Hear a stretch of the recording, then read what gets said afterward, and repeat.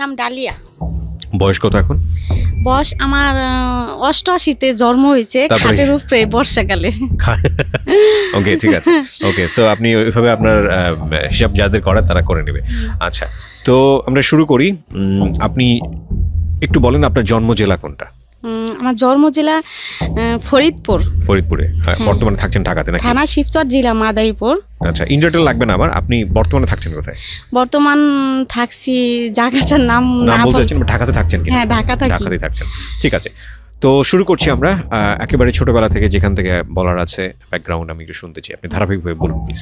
আমার জীবনে 7 বছর থেকে আমার বেশিরভাগ অনেক কিছু মনে আছে। আচ্ছা, শুনি। এখানে একটু একটা কথা বলেন এই প্রিয় শ্রোতা, ওনার কোলে ওনার একটা বাচ্চা আছেন 2 বছর 3 মাস বয়স। ওর নাম কি? হাবিব। এবং ও বুঝতেই পাচ্ছেন যে ওনাকে রেখে আসা সম্ভব হয়নি, সুতরাং কিছুটা সাউন্ড ঢুকে যেতে পারে ওখানে বাচ্চাদের, যেটা হয় আপনারা হয়তো সাউন্ড শুনতেও পাচ্ছেন ও কিছুটা দুষ্টুমি করলে। সো আপনারা একটু মাইন্ডসেটটা রাখবেন এভাবে আর কি। ঠিক আছে, বলেন। হ্যাঁ, তো আমার 7 বছর থেকে আমার মনে আছে, আমার মা বয়স হওয়ার আগেই আমার মারে বিয়ে দিছে আমার আব্বার কাছে। আচ্ছা, তা বিয়ে দেওয়ার পরে বিয়ের পরে আর কি আমার মেয়েদের যেটা হয়, বড় হয় মেয়েরা, ওইটা হয়েছে আমার আম্মার। আচ্ছা, পরে হওয়ার পরে আমার দাদি কদুর ফুল অনেক আগেকার কথা, কদুর ফুল আর কি যেন একটা মুসাই করে কাগজে বাইন্দা আমার নানির কাছে পাঠাইছে। মানে আমার মা বড় হয়েছে এই কারণে। তো আমার মা বড় হয়েছে, তারপরে আমার বড় ভাই হয়েছে, তারপরে 5 বছর পর আমি হয়েছি। পরে আমার ফুফুরা দাদিরা অনেক খুশি। আমি হওয়ার পরে আমার ভালোই খুব আদর করতো। মানে প্রথম সন্তানই আপনি ছিলেন? আমার ভাই বড়, তারপরে আমি। আচ্ছা, ওকে, হ্যাঁ। আমি হওয়ার পরে আমি মানে যখন 5-7 বছর, তখন থেকে আমি মানে খুব বিয়াদ্দব ছিলাম। দুষ্ট ছিলেন। হ্যাঁ, আমার মার কথা শুনি নেই, বাবার কথা শুনি নেই, কারোর কথাই শুনি নেই। আমার ইচ্ছা মতোই আমি চলছি সারা জীবন। তো চলার পর থেকে তারপর আমার আম্মা মানুষের বাড়ির কাজই করছে। তারপরে করার পর থেকে আমরা 3টা বোন হলাম। আমার ছোট ভাই হলো। বাবা কি করতেন? কৃষি? আমার বাবা কৃষি কাজ করতো। আচ্ছা, আমার বাবার বাড়ি নদীতে ভেঙে গেছে, সদরপুর আট্টশির ওইখানেই ছিল। তো নদীতে ভেঙে যাওয়ার পরে আমার বাবা মানুষের বাড়িতেই থাকছে। তো আমার বাবা নানির বাড়িতে থাকতো।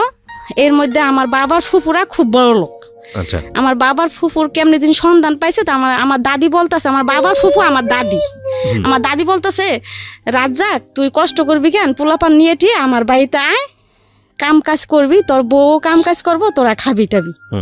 তো আমার আব্বা আমাকে নিয়ে, আমার ভাইরে নিয়ে, আমার মারে নিয়ে আমার দাদি বাড়ি আসলো। আমার নানি বাড়ির থেকে মনে করছে শ্বশুর বাড়ি থাকার চেয়ে ফুফু বাড়ি থাকি। তারপরে আসার পরে আমার দাদি খুব কিপটা ছিল। আচ্ছা, আমার ওই দাদির একটা ছেলে ছিল, ছেলে মারা গেছে গলায় রশি দিয়া। ওই ছেলের 2টা ছেলে আর আমার কাকি আর আমার দাদি, আর অনেক সম্পদ তার, করার লোক নাই, দেখাশোনার করার লোক নাই। তো আমার বাবার আনলো। আমার বাবা সকালবেলা গরু টরু বের করতো, চকে টোকেও যাইতো, কামলার ভাত টাত নিয়ে যাইতো। আমার আব্বা অনেক পরিশ্রম করতো। আমার বড় ভাইটা যে, ওই একটা ভাই ছিল তখন, আমার ছোট ভাই হয় নাই। 3টা বোন ছিলাম আর একটা ভাই ছিল আমার বড় ভাই। আমার ভাইরে আমার মামা 2টা মামা মানে মাথায় করে পালতো। আর আমার আব্বা আমার মা সবাই আদর করতো। একটা ছেলে কোনো কাজ কাম করায় নাই, আর টাকা পয়সার জন্য স্কুলেও পাঠায় নাই তারে, এমনি খুব আদর করতো। আমার ওই দাদি আমার ওই ভাইরে দেখতে পারতো না, কইতো কি যে তোর ছেলে রাস্তায় ঘুরে, এহেনে ওহেনে ঘুরে, কাজ কাম করে না। তো আমার মা আমার হে কাকিরে বলে একদিন যে, বিল্লালের মা, তোমার আমার ফুপা শাশুড়ি যে কথাটা বলে এগুলা কি ঠিক বলে? আমার ছেলে আমারটা খায়, আর আমার তো তোমরা সবাই খাওয়ান দাও না, আমি তোমার কাজ করি ধান। মানে আমার আম্মা অনেক গুণ ছিল ভাইয়া। আমার মা খুব সুন্দর ছিল, আমি এসে আমার বাবার মতো কালো না, আমার আম্মা অনেক সুন্দর। আমার দাদির ঘর টর লেপতো, ধান টান মাটি কাটা। আমার আম্মা সারাদিন কাজ করতো। মানে আমার আম্মা মাটির মানুষ। সবার মার প্রশংসায় সবাই করে, কিন্তু এর ভিতরে ভালো মন্দ আছে। তো আমার আম্মা এত কাজ করতো, কাজ করার পরে আমার আম্মার খাওনটাই দিত ওই খাউনটা আম করে ভাগ করে দিত। আর আমার আব্বা যে কাজ করতো ওই টাকা দিত, ওই থেকে আমার আব্বা বাজার টাজার করতো, ওই থেকে টুকটাক আমরা চলছি। চলার পরে আমার ওই ভাইটা স্কুলে পাঠায় নাই, তারপর আমার মা স্কুলে পাঠাইতো। তো আমার ভাই এখান দিয়ে কি করছে, ওই যে মানুষের ঘরে ঘুমাইতো যে বন্ধু বান্ধব, তো ওরা পড়ালেখা করতো। আমার ভাই আর কি ওই দেখতো ক খ সরে উ সরে এগুলা দেখতো। আমার ভাইয়ের জ্ঞান বুদ্ধি আর কি খুবই ভালো, আমার বড় ভাই। ওই দেখে মানে ওই ক খ যে কানে শুনছে এগুলা আর কি খেয়াল রাখছে। মাটির উপরে লেখতো, মাটির উপরে লেখার পরে আস্তে আস্তে ওই যে বানামও শিখছে, সবই শিখছে, কিন্তু ইংলিশ এগুলা শিখে নাই। তো হঠাৎ করে আমার ওই দাদি রাগ করতো, কষ্টের অভাবের সংসার। আমার ভাই কি করলো, আমার ওই দাদির ছাগল চকের থেকে না কই আমার ভাই নিয়ে গেল, নিয়ে বেইসা ঢাকা এসে বললো। এখন তো আমার দাদি আমার বাবার সাথে আমার আম্মার সাথে সবার সাথে চিল্লাফেল্লা করতেছে। পরে ছাগল নিয়ে আইসা নারায়ণগঞ্জ সোয়েটার ফ্যাক্টরিতে, কাটিগান সোয়েটার ফ্যাক্টরিতে চাকরি করছে। আমার মামা, আমার দুইটা মামা, আর আমার আম্মা একাই। আচ্ছা, এখান থেকে আমার ওই মামা, আমার ছোট মামা যে আমার দুই মামা, আমার বড় মামা বিয়ে করে নাই, এর মধ্যে আমার ছোট মামা প্রেম করছে। প্রেম করার পরে প্রেম করে বিয়ে করছে। এখন আমার বড় মামা তো এগুলা পছন্দ করে না। এখন আমার নানির কথা হলো, ছেলে বিয়ে করছে তো কিছু করার নাই। পরে আমার নানি কি করলো, আমার ওই মামানিরে জায়গা দিল আমার বড় মামা। এই জন্য আমার নানির সাথে কথা বলে না বলার পরে মা ডাকে না, টাকা পয়সা দেয় না, খাওয়ায় না। আমার বড় মামা আলাদা হয়ে গেল, আমার ছোট মামা আমার নানি নিয়ে আমার মামানি নিয়ে আলাদা থাকে। তা আলাদা থাকে, একটা মেয়ে হয়েছে, হওয়ার পর 2 বছর পর আর একটা ছেলে হয়েছে। হওয়ার পরে সে দেশের থেকে ঢাকা কাজে আসতেছে। এর মধ্যে ট্রলার একবার 1 সপ্তাহ পর্যন্ত ঝড় তুফান ছিল, এর ভিতরে ট্রলার ডুববে মারা গেল। মারা যাওয়ার পরে এখন তো আমার নানি পাগল, তারপরে এমন দেখা তারপরে আমার মারে ওই আমার দাদি গো বাড়ির থেকে আমার নানি নিয়ে আসলো। আমরা আবার চলে গেলাম আমার নানা বাড়ি চলে গেলাম। যাওয়ার পরে এখন ওই আমার মামা যে মারা গেছে, আমার নানি বিশ্বাস করে না। আমার নানি মানে পাগলের মতো হয়ে গেছে যে আমার ছেলে, আমার কামাল মরতে পারে না, আমার কামাল আছে, আমার কামাল মরে নাই। তো এরকম করতেছে খুব করতেছে। ওই আমার বড় মামায় আর আমার নানিরে ডাকে না, মা বলে না বলনে দেশের মানুষ সবাই আলোচনা করে যে জামাল নামাজ পড়ে, রোজা করে, অথচ মারে ডাকে না, এগুলা তো তুমি ভালো করো না। কিন্তু কারোর কথা সে মাথায় নিত না। না অনেক একদিন বিচারে বসলো, মানুষই আমার মামারে সাজা দিব, মা কেন ডাকে না, এত কষ্ট করে পালছে। উঠানের ভিতরে আমার মামারে মাথায় কয় মন যেন বুঝা দিয়ে আমার মামারে ঘুরাইবো উঠানের ভিতরে। তো ঘুরাইবো, তো আমার নানি যখন করছে ঘুরাইবো, সাজাটা দিব, তখন আমার নানি সব চেয়ারম্যান মেম্বার সবাই হাতে পায়ে জড়াই ধরলো, হ্যাঁ আমার মামারে যেন সাজা না দেয়। ঠিক আছে, আমার মা ডাকতে হইব না, আমার টাকা পয়সা দিতে হইব না, আমার ছেলেরা সাজা দিবেন না আপনারা। মানুষের কথা মতো আমার মামা, বড় মামা এখন আস্তে আস্তে ঠিক হইলো। তারপর গাছে তাবিজ রেখে আমার নানিরে বাসায় রাখলো, বাড়িতে রাখলো। তো আমরা ওই বাড়িতেই থাকলাম। বাড়িতে থাকার পরে এখন আমি তো একটু বড় হয়েছি, 10-11 বছর হয়েছে। এখন আমার ভাই ঢাকা থাকে। এখন আমার ভাই গেলেই আমার নানি সবাই বিচার দেয় আমার ভাইয়ের কাছে, যে তোর বোন এরকম ওইরকম মাইসের গাছে উঠে, অমুকের গাছে যায়, অমুকের গাছে যায়, অমুকের বাড়িতে যায়, অমুকের বাড়িতে চাকা ফিকে, ইটের চাকা ফিতে অমুকের ভাতের মধ্যে পড়ে। তো এই কথা বললো। আমার ভাই কি করলো, আমার ঢাকা নিয়ে আসলো। বা আমি মানুষের বাসায় খাই, বাসা থাকি, আমার বোনের নিয়ে আমি ঢাকা ভাড়া থাকুম। ঢাকা নিয়ে আসলো। তো আমি আসলাম। ঢাকা আসার পরে আমার ভাইয়ের সাথে চাকরি করতো একটা ছেলে কামাল। তারপরে ও আমারে দেখা পছন্দ করলো। কত বছর বয়সে ঢাকায় আসলো? হ্যাঁ, কত বছর? তখন 11 বছর। 11 বছর বয়স। আপনি তো ওই সময় লেখাপড়াও হয় নাই আপনার? না। আচ্ছা, আমি 5 এ পড়ালেখা করছি কোন রকম। ওকে, তারপরে আমার ভাই কি করলো, আমার ওই কামাল তখন মনে হয় তার বয়স 22, 23, 25 হবে, আর আমার বয়স তখন 11। তো এরকম করতে করতে 1 বছর গেল। পরে 1 বছরের মধ্যে আমার ভাই তার সাথে বিয়ে দিয়ে দিল। আচ্ছা, পরে আমি আমাদের বাড়িতে গেলাম। তারপরে আমগো ওইখান থেকে আমারে বরিশাল নিয়ে গেল।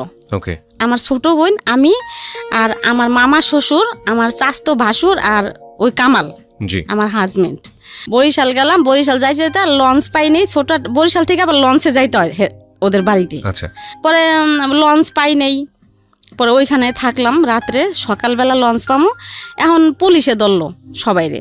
আচ্ছা সবাই পুলিশে ধরলো, আমি ছোট, আমার কোথার থেকে যেন নিয়ে গেছে তারা, এই জন্য হ্যাঁ সবাই পুলিশে ধরলো, ওই কামালরে পুলিশে ধরলো। ধরার পরে অনেক হইলো, গ্যাঞ্জাম হইলো। হওয়ার পরে আমার ছোট বোনের কাছে নিয়ে আলাদা হয়ে গেল, জিজ্ঞেস করলো যে কি ব্যাপার, তুমি করে কই থেকে আনছে, কি আশায় বিষয়। পরে আমার ছোট বোন করলো না, আমার বোনেরে বিয়ে দিছে, আমরা বিয়ে দিছি, এই জন্য তারা আনছে। তো কি করলো, তারা ছাইরা দিল, আমার দেশে নিয়ে গেল। দেশে নেওয়ার পরে আমি অনেক দিন থাকলাম দেশে। তারপরে আমার বড় ছেলে পেটে আসলো, 13 বছর তখন আমার বড় ছেলে পেটে আসলো। পেটে আসার পরে আমার আবার ঢাকা নিয়ে আসলো আমার হাজবেন্ড কামাল। আচ্ছা পরে আমগো বাড়িতে নিয়ে গেল, নিয়ে যে আমার বড় ছেলে হইলো।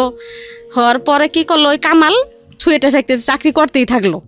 এর ভিতরে আমার বড় ছেলে হওয়ার 40 দিন পর আবার আমার মেজো ছেলে পেটে আসলো ভাইয়া। আচ্ছা তখন মানে আমার এরকম বুদ্ধি ছিল না, আর আমার ওই স্বামী বলে নাই এই বা এই, আমার কিছু বলে নাই, প্ল্যানিং বলতে যেটা বোঝায় আর কি। হ্যাঁ আমি কিছু বলে নাই। আমি 40 দিন পর আবার আমার মেজো ছেলে পেটে আসলো।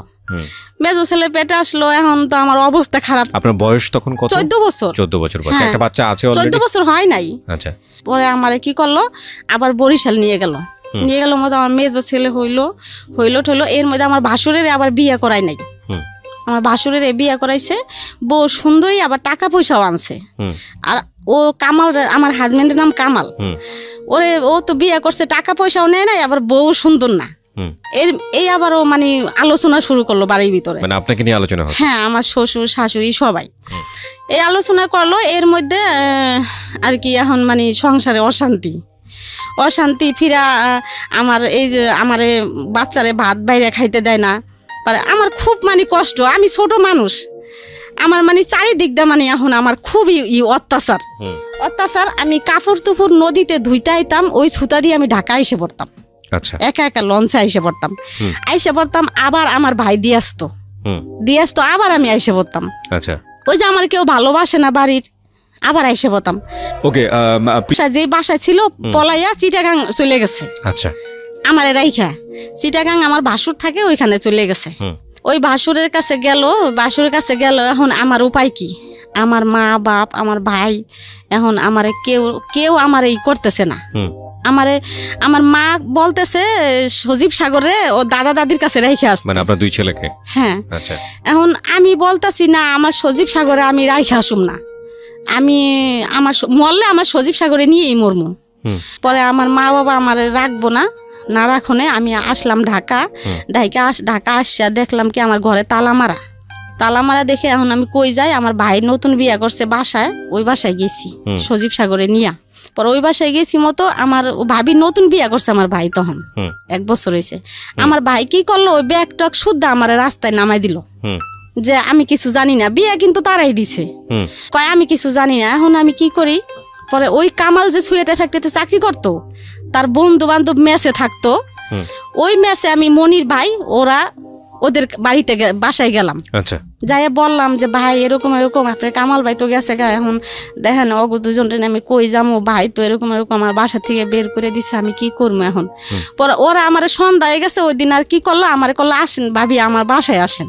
পরে আমার নিয়ে গেল, তারা 4-5 জন মেসে থাকে, তারা 1 রুমে ঘুমাইলো, 2 রুমের মানুষ 1 রুমে ঘুমাইলো, আর আমার 1 রুমে ঘুমাইতে দিল। আচ্ছা, তারপরের দিন আমার লঞ্চে উঠাই দিল, আমি আবার বরিশাল গেলাম। স্বামী নাই, আর এমনি তো তারা এরকম করে। বললো আমার আর কেউ জায়গা দিল না দেও না, আমি বরিশাল থেকে আবার ঢাকা আসলাম। এই সজীব সাগরে নিয়া, ছোট 2 জন, কেউ সুন্দর মতো হাঁটতে পারে না তখন। আইসা হরতাল, তখন আমি কি করলাম, রকেট আছে, লঞ্চও চলে না, রকেটে খুলনা গেলাম। আচ্ছা, ওই নদী দিয়ে রকেট চলে। খুলনা কেন গেলেন? খুলনা গেলাম হরতাল, তখন যশোর আমার নানির বোনের বাড়ি আছে, তারা খুব বড় লোক, ওইখানে যাবো আর কি। আচ্ছা, ওইখানে যাই সজীব সাগরে নিয়ে কাজ করবো, 2টা বাচ্চাকে নিয়ে। হ্যাঁ, স্বামী তখন কোথায় সেটা জানেন না? না, আমার তো কেউ জায়গা দিতেছে না। কামাল তখন কোথায় আপনি জানেন না? জানি না। ওকে, তো খুলনা গেলাম, রাত হয়ে গেল। তারপরে ওইখানে বাইদ্যে বেটিরা আছে, টঙে থাকে, ওই বেটির সাথে কথা বললাম মতো, ওই বেটিরা কয় কি বোন তুমি থাক। আসলে আমি যেদিকে গেছি আর সজীব সাগরে নিয়ে সবাই আমার আশ্রয় দিত। পরে সকালবেলা ট্রেনে উঠাই দিল, আমি যশোর গেলাম, যশোর থেকে সজীব সাগরে নিয়ে কাজ কাম করলাম, খাইলাম। খাওয়ার পরে আমার আর কি যাইতাম, আমার মন বসতো না যে আমি কি করলো আমারে, ভালো লাগতো না আমার কোথা। পরে ওইখানে থাকলাম, আবার আইসা পড়লাম, আবার বরিশাল গেলাম। বরিশাল গেলাম মতো, পরে আমার দেওরে কি করলো, আমার মাইরা পরে আমার লঞ্চে উঠাই দিল।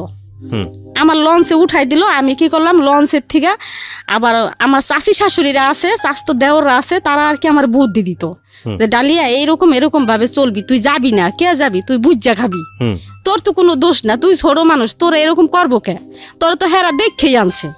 পরে আমি এক ঘাটে থেকে উঠাই দিছি, আমি আর এক ঘাটে নামে পড়ছি। আচ্ছা, নামে পড়ছি, নামে বাইরে চেয়ারম্যান আছে মহিলা, ওদের বাড়িতে গেছি মতো ওই মহিলা আমারে নিয়ে গেছে বরিশাল কোর্টে। আচ্ছা, আমারে দিয়ে মামলা করাইব। এখন কেমনে কেমনে দিন হেরা জানছে যে ডালিয়া তো লঞ্চে ঢাকা যায় নাই, নাইমে গেছে। ওকে, এখন যাই না তো হেরা পাগল হয়ে গেছে। তারপরে তখন ওই কামালে পাগলা করতো, ওই যে ট্রাকে হেল্পারি করতো। আচ্ছা, ওই চিটাগাং থেকে আবার পাগলা তার বোনের বাড়ি, আমার ননাসের বাড়ি আছে, বাসা আছে, ওইখানে আসছে।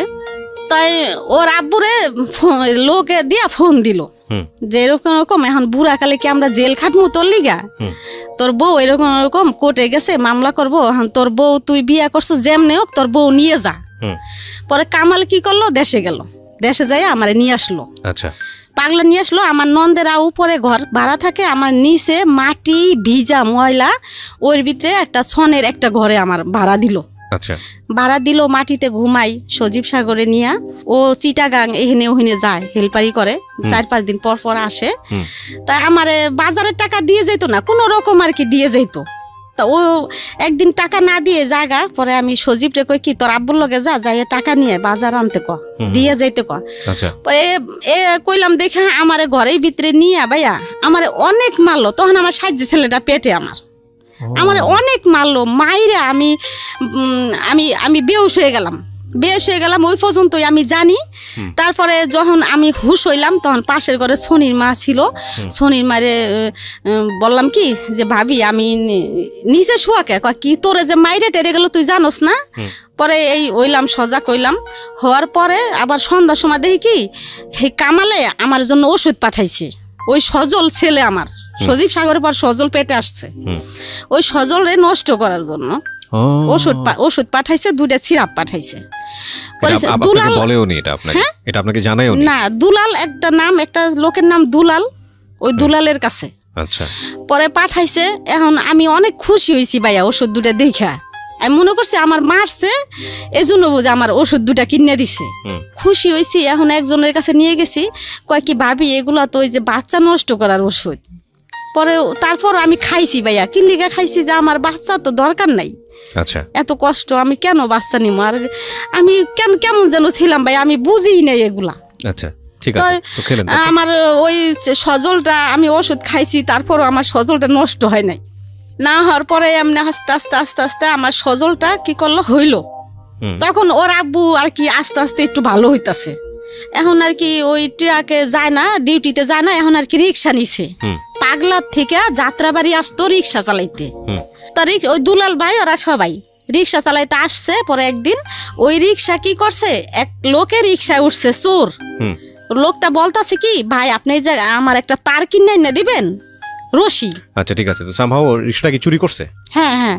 আচ্ছা, তা রিক্সা যে লোকের রিক্সা চালাইতো ওই লোকের প্রতিদিন আর কি এত টাকা করে দিতে হইব, এই আর কি করছে। তা এখন রিক্সা ছাড়ে তো সে যাইতে পারে না অন্য কাজে, এখন রিক্সায় চালাইতে হইব। কি করলো, আমার পাগলার থেকে ওই আবার যাত্রাবাড়ি আমার বাসায় নিয়ে আসলো, মিরাজিবাগ, ওইখানে বাসা নিল। তা বাসা নিল, এরকম করতে করতে করতে করতে আমার আবার বাচ্চা পেটে রইলো। আচ্ছা, বাচ্চা পেটে রইলো, জমজ 2 বাচ্চা। আচ্ছা, ছেলে পেটে আসলো। যখন পেটে থাকলো তখন থেকে আমার হাত পাও খুব জ্বালা পোড়া করতো। 2টা বাচ্চা পেটে, এখন অনেক কষ্ট হয়েছে আমার। ওই বাচ্চা 2টা সিজারে হইলো, 2টা বাচ্চা হয়েছে 2.5 কেজি। এই বাচ্চা 2টা আমি অনেক কষ্ট করে বাইয়ে পালছি। পালার পরে ওই বাচ্চা 2টা বড় হইলো।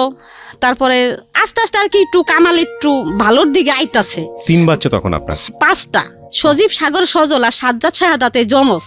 3টা বাচ্চা হওয়ার পরে আরো 2টো হচ্ছে টুইন। হ্যাঁ হ্যাঁ, এই যে ছেলেটাকে নিয়ে আসছেন তার সাথে আরেকজন আছে। হ্যাঁ, এর আগে, এরও আগে আর 2টা ওই ঘরে আর কি, ওই ঘরে 5 জন। ওকে, 5 জন। হ্যাঁ, তারপর 5 জন হইলো। হওয়ার পরে আপনি তখন বয়স কত সব মিলায়? আমার বয়স মনে হয় তখন 21-22। 21-22 বছরের একটা মানুষ, তার 5টা ছেলে, 5টাই তো ছেলে, 5টাই ছেলে, এবং তার জামাই হচ্ছে রিক্সা চালক। তো সব মিলিয়ে একটা সংসার কতটা স্ট্রাগল হয় এটা বুঝে নেওয়ার বিষয় আছে। হ্যাঁ বলেন। তারপর এই কামাল কি করতো, 5টা সন্তান যেহেতু, আমার তো কাজ করতে হবে নাকি, তো সে কাজ না করে কি করতো ভাইয়া, সকালে বসতো জুয়া খেলতে, আর রাত্রে হয়তো কারোর কাছ থেকে 1 কেজি চাল বা ডাল, ডিম এগুলা নিয়ে আসতো। এগুলো আনতো, তারপর আমি রান্না করে খাওয়াইতাম। মানে আমার স্বামীর আমি ভালোবাসতাম, সেও আমার ভালোবাসতো। সে আমার যত যাই করছে, আমি কিন্তু তারে ছাইরা যাইনি। তো যাই হোক, সাজ্জা শাহাদাতের যখন 3 বছর বয়স, তখন আমি বলতাছি কি যে আমি বিদেশ যামুগা, আমার ভালো লাগে না এত কষ্ট। মানে তখন আস্তে আস্তে লাগে যে আমি বড় হইতেছি ভাইয়া। তখন আমি কই আমি বিদেশ যামুগা, কামালরে বললাম আমি থাকুম না বাংলাদেশে, আমি বিদেশ যাই টাকা পয়সা কামাই করুম, আমিও ভালো থাকুম, আমার সন্তানেরাও ভালো থাকবো। তো ভাইয়া আমি কি করলাম, বিদেশ গেলাম গা, লেবানন। যেদিনকে গেলাম ভালোই গেলাম, 5 বাইরে ঘুমলয় থুয়ে গেলাম। যাওয়ার সময় অনেক কান্নাকাটি করছি। লেবানন চলে গেলেন এই ছেলে মেয়েগুলো সবগুলোকে রেখে? কোথায় রাখলেন? কামালের কাছে রাখা। পরে লেবানন কি আসলে খুব প্রয়োজন ছিল? প্রয়োজন ছিল না, কিন্তু ওই যে কামালে খাওয়াই নাই, কাপড় চোপড় দেয় নাই, জুয়া টুয়া খেলতো, বাচ্চা কাচ্চা নিয়ে আমার খুব কষ্ট হতো। ওই কামালের কাছে আপনি যখন রেখে গেলেন, আপনার বড় বাচ্চাটার বয়স কত? বয়স মনে হয় তখন 6 বছর। আর ছোটটার? ছোট 6 বছর, 3 বছর, 4 বছর এরকমই। হ্যাঁ, তো বাচ্চা গো রাইখা চলে গেলাম। যাওয়ার পরে কি করলাম, যেদিন গেলাম গেছি ভালোই ভাইয়া, কিন্তু যাওয়ার পরে আমার চোখে ভাসে আমার বাচ্চা গো। যে আপনি লেবাননে নামার পরে কি করেছেন ওখানে, আমাকে বিস্তারিত বলুন। লেবানন প্লেন থেকে যখন নামলাম, কত টাকা লেগেছে আপনার লেবাননে? লেবানন গেছি, টাকা লাগে নাই আমার। কোনো টাকা লাগেনি? টাকা ছাড়াই নিয়ে গেছে? পাসপোর্ট করতে খালি টাকা লাগছিল। কাজ কি ছিল ওখানে? কি বাসায় কাজ করতে হবে? হ্যাঁ, বাসায় কাজ করছি। আচ্ছা, তারপর? তো ওইখানে প্লেন থেকে নামলাম। নামার পরে আমার ওই সাহেব আসলো একটা ছেলে নিয়ে, তার এই ছেলে নিয়ে আসলো, আনলো মতো আমার প্রাইভেট কাটে গাড়িতে উঠাইলো, উঠাইয়া আমার বাসায় নিয়ে গেল। বাসায় নেওয়ার পরে দেখি কি 8-10টা বাচ্চা কাচ্চা ভাইয়া, একদম ওই ইন্দোরের বাচ্চার মতো ছোট ছোট ছোট ছোট। কি করলাম, আমার ওই বাসায় গেলাম মতো ম্যাডামে কি করলো, আমার গোসলখানায় নিয়ে গেল। আমি এমনি পরিষ্কার গোসলখানায় নিয়ে যাই, আমার কি করলো, কি একটা মেডিসিন দিয়ে আমার গোসল করাইলো, যাতে মাথায় উকুন না থাকে। আচ্ছা, ওই প্রথম দিনই? হ্যাঁ, ওই দিনে ওই দেশের মানুষ উকুন পছন্দ করে না। আমার গোসল টোসল করাইলো, আমার গোসল টোসল করাই আমার বসতে দিল। বসার পরে লাগে যিনি আমার বাংলাদেশের কথা মনে পড়লো, আমার ছেলে মেয়ের কথা আমার মনে পড়লো। আমার মনে হইতেছে যে আমি এখনই যাইগা, আমার আর ভালো লাগতেছে না। আমার যদি 6 মাসের রাস্তা হইতো ভাই, আমি পলাই আইসে পড়তাম, কিন্তু হাঁটার রাস্তা তো না, আসার মতো কোনো। যাওয়ার পরে আপনার খুব খারাপ লাগছে? যাওয়ার পরে আমার চোখে ভাসতেছে যে সজীব সাগর, ওরা ওগো চেহারা, ওরা আমার জন্য কানবো, সাজ্জা সাহায্যে ঘুমলয় থুয়ে এলাম, এখন ওরা কেরে মা ডাকবো। এখানে একটা বিষয় একটু ইন্টারাপ্ট করছি প্রিয় শ্রোতা, যারা শুনছেন সিক্রেটস তাদের সবাইকে বলছি, আমরা সবসময় বলে থাকি জীবন গল্প এবং সিক্রেটস অনুষ্ঠানটি সব শ্রেণীর মানুষের জন্য। আজকে যেই ভদ্রমহিলার জীবনের সিক্রেটস এখানে রিভিল হচ্ছে, একেবারেই আমাদের প্রান্তিক পর্যায়ের একজন মানুষ, এবং সবচাইতে যদি আমি নাম্বার দিয়ে যদি কাউন্ট করি, তাহলে আমি বলবো যে সবচাইতে সংখ্যাগরিষ্ঠ মানুষদের মধ্যে তারা। এবং এদের যে জীবন বোধ বা এদের যে জীবন আচরণ, অর্থনীতির সাথে যে ফাইট বা এদের জীবনের যে সংগ্রাম, সেখানেও কখনো কখনো ভুল হয়ে যায়। এই ভুলগুলো থেকেও আমাদের শেখার আছে। আমি চাইবো আপনারা শেষ পর্যন্ত মনোযোগ দিয়ে শুনবেন। এটা শুধুই একজন কিশোরীর জীবন যুদ্ধের গল্প না, এটা একজন কিশোরীর ভুল করার গল্প, অপরাধের গল্প, এবং সে সবশেষে নিজেকে রিয়ালাইজ করার গল্প। এবং আশা করছি এখান থেকে আপনারা কিছু না কিছু শিখতে পারবেন। জি, তো লেবাননে যাওয়ার পরে আপনার মনে হচ্ছিল যে ছেলেদেরকে আপনি খুব মিস করছেন? তখন আমি মনে হইতাছে যে আমি যদি হাঁটার জায়গা হইতো তাহলেও আমি রওনা দিতাম। 6 মাস যদি লাগতো হাঁটতে, তো আমি 6 মাস ধরে পরে যদি আমার ছেলে মেয়ে দেখতে পারতাম হাঁটতে হাঁটতে যাইয়া, তারপর আমি হাঁটা শুরু করতাম। আচ্ছা, তো কি করলাম, ওইখান থেকে তো আর আসা যাবে না। তো আমার রাত্রে আর কাটলো না, রাত্রে এরকম বইসেই রইলাম বারিন্দায়। তো সবাই তো ঘুমাইতেছে, সকালবেলা ভোরে উঠছি, উঠে আমি পাগলের মতো করতেছি। আচ্ছা, সাহেব ম্যাডামরে ডাকতেছি, ম্যাডামরা তো তখন ঘুমাইবো, আমি ভোর 6টা বাজে যে ডাকা শুরু করছি যে আমারে দিয়ে আসেন, আমি থাকুম না। তারা তো আমার ভাষা বুঝে না। আচ্ছা, আমারে ডাল, চাল, আলু, ডিম, আমি যা যা পছন্দ বাংলাদেশের মেয়েরা খায়, ওই দালালে বলে দিছে যে এগুলো আইনে দিবেন, তাহলে থাকবো, মেয়ে খাইবো। বিদেশ মানুষে খারাপ বলে, আসলে কিন্তু ভালো খারাপ সবই আছে, সব জায়গাতেই আছে। হ্যাঁ, ভালো খারাপ নিজের ভিতরে। আপনি একটু আমাকে বলেন তো, যেই বাড়িতে আপনাকে রাখা হলো ওই বাড়ির মুনি বা বাড়ির লোকজন কতজন, কি করতো ওরা, একটু আইডিয়া দেন তো আমাকে। ওই বাড়ির যে মালিক, হ্যাঁ, পুরুষ, সে 5 ওয়াক্ত নামাজ পড়তো। আচ্ছা, না সেটা ঠিক আছে, খুবই ভদ্র, কিন্তু ওখানে মহিলা আর কেউ না, ছেলে মেয়ে কেউ ছিল না, ছোট ছোট ছেলে মেয়েরা। কয়জন ছিল? প্রায় 7-8 জন। আচ্ছা, বাড়ির সম্পর্কে যদি একটু বলেন, কত বড় বাড়ি? বাড়ির সম্পর্ক খুব বড়, মানে 8-10টা রুম। আচ্ছা, আর গোসলখানা অনেক বড়, 2-3টা গোসলখানাই খুব বড় বড়। আপনার মতোই একজন ছিল ওখানে, আর নাকি আরো? আপনি একাই ছিলেন? আমার একাই নিছি। আপনার সব কাজ করতে হতো ওখানে, রান্না বান্নাও করতে? আমি তো কাজ করিই নেই ভাইয়া। আমি যেমন আজকে রাত্রে গেছি, সকালবেলায় আমি বলতাছি আমি থাকুম না, আমি যামুগা বাংলাদেশে, আমি থাকুম না। পরে ম্যাডামরা ডাকতাছি, ম্যাডাম কয় তুই চুপ থাক পরে। কি করল, আমার এরকম ভাবে আমি বারিন্দায় বসে দেখতাছি কোন জায়গা দিয়ে নামা যায়। মানে আপনি ঘর থেকে নেমে বের হয়ে? হ্যাঁ, 3 তলায়। কোন জায়গা দিয়ে নামার, মানে আমি নামার চেষ্টা করতেছি, মানে কোন হান দিয়ে পাইপ বাইয়ে নামমু, বা কোনো জায়গা দিয়ে ছেঁচড়াইতে নামমু, কোনো বারিন্দা দিয়ে, মানে এরকম মানে করতেছি, চিন্তা ভাবনা করতেছি। আমার আর ভালো লাগতেছে না, আমি আইসে বড় ওগুলা করতো। পরে আমার ওইখানে নিয়ে গেল, রক্ত নিল, ওখানে বড় বড় উঁচা সাহেবেরা ভাইয়া। আমি কানতেছি দেখা আমারে মানে মারতে যাইতেছে, যাইছস কে তুলে বিদেশে, হ্যাঁ গো কথা হয়েছে এইটা, এত টাকা দিয়ে তোর এত করে আনছি, আইছস কে, মানে ঠিকই তো বলতেছে আমারে, মানে খুব হুমকি ধুমকি দিতেছে। তারপরে এগুলো বললো পর মতো আমার আবার বাসায় নিয়ে গেল ওই সাহেবে বাসায় নিয়ে যাওয়ার পরে এখন আমার আর ভালো লাগে না। এখন বিকেল হয়েছে, 3-4টা বাজে। এখন ম্যাডাম কি করতেছে, নামাজ পড়তেছে, আর সাহেবে মনে হয় কোথায় গেছে, তার ছেলে নিচে সাইকেল চালাইতে নামছে। এখন আমার কথা হলো কি, আমি বালতিতে পানি নিয়ে তেনা নিছি, বড় একটা তেনা নিছি, যে ঘর পুষতে গেটের সামনে যাবো, আর দরজাগুলা ধাক্কা দিলে কর কর করে উঠে ভাইয়া, দামি বড় বড় দরজা। তাই এরকম করবো, যদি তারা দেখে ফেলে যে আমি বের হইতেছি, তাহলে কমো যে না আমি তো বুঝি নাই, আমি ঘর মুছতেছি। আর যদি না দেখে তাই তো আমি পলাম। আমি কি করলাম, দেখে নাই, না দেখেন আমি লিফট দিয়ে নামি নেই, সিঁড়ি দিয়া এমন দৌড় দিছি ভাইয়া, জুতাও রাখিনি পাই। দৌড়িতে অনেক দূরে, মানে যাইতেই আসি অনেক দূরে যাইতেছি। পরে 3 রাস্তা চৌরাস্তার মাঝখানে পুলিশ টুলিশ থাকে, মানে ওইখানেই গেছি, ধরা পড়ছি যাইয়া। পরে ওর কাছে বললাম, পরে তারা তো আমার ভাষা বুঝে না, তো বাংলাদেশি মেয়ে আছে ওইখানে, বাংলাদেশি মেয়ে কাজ করে যাইতেছে, পলাইনে মেয়েরাই কাজ করে যাইতেছে, ওই মেয়েরে ডাকছে ওই পুলিশে, কয় এদিকায়। পরে গেল, কয় কি শুনতো এই মেয়েটা কি কথা কি বলতেছে। পরে আমার বললো, পরে আমি মিথ্যা কথা বললাম যে সাহেবে ভালো না, মায়ের পিট করছে, এই জন্য আমি পলাই আসছি। আচ্ছা, আপনি যাওয়ার কয়দিন পরের ঘটনা? পরের দিন। আচ্ছা, হ্যাঁ, মিথ্যা কথা বলার পরে পুলিশরা আর কি, সবাই তো আর একরকম না, খুবই ভালো, আমার থানায় জেলে টেলে দেয় না, মনে করছে গরিব মানুষ আইছে বিদেশ কাজ করে খায়।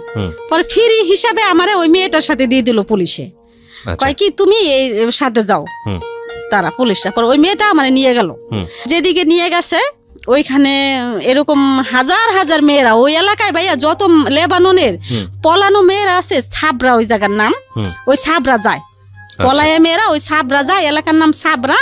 ওইখানে যেমন আমি ছুরিয়ান লোকেরা থাকে, পুরুষেরা থাকে, ওই পুরুষের সাথে কেউ মানে কন্টেক্টে থাকে, ছেলে ওই যেমন একটা পুরুষ থাকলো একটা মহিলা থাকলো একটা রুমে থাকে, যেমন ওই পুরুষ ওই লোকে যেমন মাসে $150, $300, $200 যে যেমন দিয়ে পারে এরকম দেয়। ওই মহিলারা খাওয়া দাওয়া বেতন ওই পুরুষটার কাছেই পায় আর কি, ওই ছেলেটার কাছে থেকে নেয় আর কি।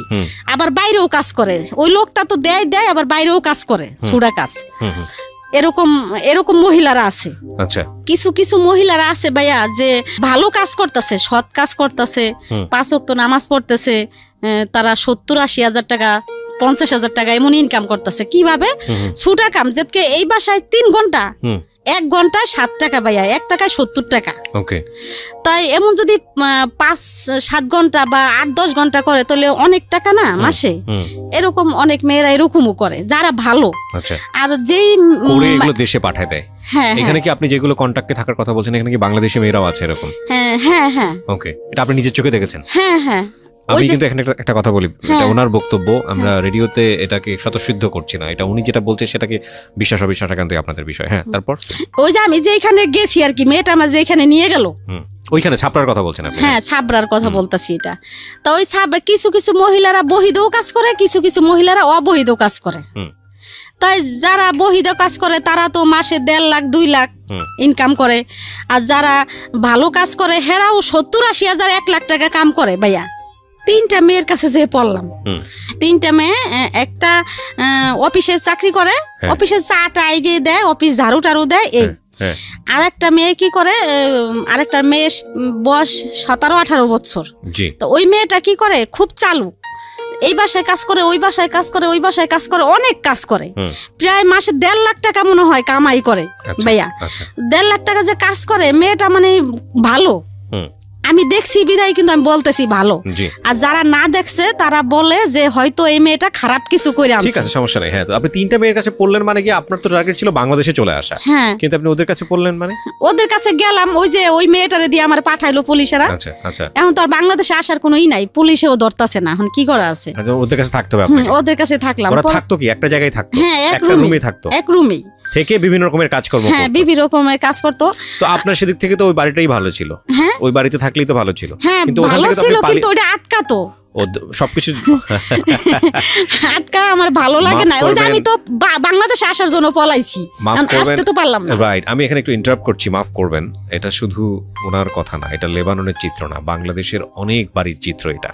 এটা আসলে এই জায়গাটা নিয়ে আমাদের ভাবার সময় হয়েছে, কারণ আমি নিজেও ভাবি যে ধরেন একজন অপরিচিত মানুষ যখন আপনার বাসায় মানে হোমমেড হিসেবে কাজ করছে, তখন ওই মানুষটাকে আপনি বাসার মধ্যে রেখে দরজা জানলা বন্ধ করে রেস্টুরেন্টে যাচ্ছেন খাওয়ার জন্য। আমি সিচুয়েশনটাকে রেস্টুরেন্ট দিয়ে এক্সাম্পল দিলাম, বিষয়টা হয়তো খুব অমানবিক এটা ফিল করার জন্য, বাট অনেক সময় হয়তো খুব জরুরি একটা কাজেও আপনি যাচ্ছেন। এই জরুরি একটা কাজে যাওয়ার সময় আপনি বাসায় যে লোকটাকে রাখছেন সেই লোকটাকে আপনি তালা বন্ধ করে যাচ্ছেন। এখন কথা হচ্ছে যে সলিউশনটা কি? কারণ আপনি একটা জরুরি মিটিংয়ে যাচ্ছেন, আপনার অফিসে প্রয়োজন, আপনার বাসায় হোমমেড ছাড়া কেউ নাই, তাহলে আপনি কি তাকে অফিসে গাড়িতে করে নিয়ে মিটিংয়ে নিয়ে যাবেন? এটা তো সম্ভবই না। তো সম্ভব যদি না হয় তাহলে বাসাতে রেখে আসতে হবে। এখন বাসাতে রেখে আসলে আপনি তালা বন্ধ না করলে তো উপায় নেই, কারণ আপনার বাসায় যে জিনিসপত্রগুলো আছে সেগুলো চুরি হয়ে যেতে পারে। তাহলে দেখুন, বোথ সাইড থেকে বিষয়টা একটা বড় রকমের সমস্যা, এবং এই সমস্যা আমরা আমাদের এই যে ডিজিটাল প্রযুক্তির যুগে বিভিন্ন রকমের বিভিন্ন কিছু বের করে সমাধান করে দিচ্ছি, কিন্তু আমাদের এই খুব অমানবিক জায়গার সমস্যাগুলো নিয়ে আমাদের একটু ভাবা উচিত। যে ঘন্টার পর ঘন্টা যে মানুষটা বাসায় কাজ করছে, ওই মানুষটা তালাবদ্ধ অবস্থায় বাসার মধ্যে থাকছে, আল্লাহ না করুক কোনো একটা দুর্ঘটনা যদি ঘটে, নির্ঘাত মারা পড়বে। তো এটা তো আমি যতদূর জানি যে এটা আইনত একটা অপরাধ, এটা এইভাবে রাখা যাবে না। কিন্তু এটা একটা সলিউশনটা কি? সলিউশনটা তো আমাদের আসা উচিত, একটা কমফোর্টেবল একটা সলিউশন, এবং এই সলিউশনের জায়গা নিয়ে আমাদের মনে হয় কাজ করা উচিত। যারা আজকের এই অনুষ্ঠানটা শুনছেন, এটা বোথ সাইড প্রবলেম। এটা যিনি মনিব তার জায়গা থেকেও প্রবলেম, যিনি ভৃত্য তার জায়গা থেকেও প্রবলেম। যদিও মনিব ভৃত্য সম্পর্ক জায়গাটা এভাবে এক্সপ্লেনেবল না, কিন্তু এই প্রবলেমটা বোথ সাইড থেকে লাভবান হয় সেই জায়গাটায় আসা উচিত। কারণ অনেক সময় দেখেছি যে অনেকেই আছেন যেটা চান না যে ওনার বাসায় এরকমভাবে তাকে তালাবদ্ধ করে রেখে বাইরে যেতে হচ্ছে, ঘন্টার পরে ঘন্টা বাইরে স্টে করতে হচ্ছে, এটা অনেক মালিকই চান না, কিন্তু নিরুপায় হয়ে করেন। এই নিরুপায় হন কারণ কোনো অল্টারনেটিভ সলিউশন নাই। আমাদের এই অল্টারনেটিভ সলিউশনের জায়গাটা একটু ভাবা উচিত, এবং আমি মনে করি যে কেউ যদি এই জায়গাটায় কোনো একটা কন্ট্রিবিউশন রাখতে পারেন, একটা বেটার সলিউশন আসতে পারেন, তিনি অসাধারণ একটি কাজ করবেন, অসাধারণ একটা কাজ করবেন। আমি আমার জায়গা থেকে তাকে অগ্রিম সাধুবাদ জানিয়ে রাখছি, এবং আমার জানা নাই যে আসলেও কোনো সলিউশন আছে কিনা। আপনাদের যদি কিছু জানা থাকে আপনারা এসে আমাদের ফেসবুকে লিখতে পারেন। আমার ফেসবুকের ঠিকানা www.facebook.com/kibriya.rj। আমি আবারও বলছি www.facebook.com/KEBRIA.RJ, পেজটি RJ কিবরিয়া নামে আছে, ওখানে লাইক দেওয়ার পরে আপনি আমাকে ইনবক্স করতে পারেন। If it is proper solution then আমি নিজে আপনার সঙ্গে কাজ করব। ওকে, ঠিক আছে। তো 3টা মহিলার সঙ্গে আপনি থাকলেন? তো 3টা মহিলার সাথে আমি থাকলাম। তো এরকম ওই মেয়েটা এরকম ভালো টাকা ইনকাম করে, তারা 6টা বোন, মেয়েটারা বাংলাদেশে মানিকগঞ্জ।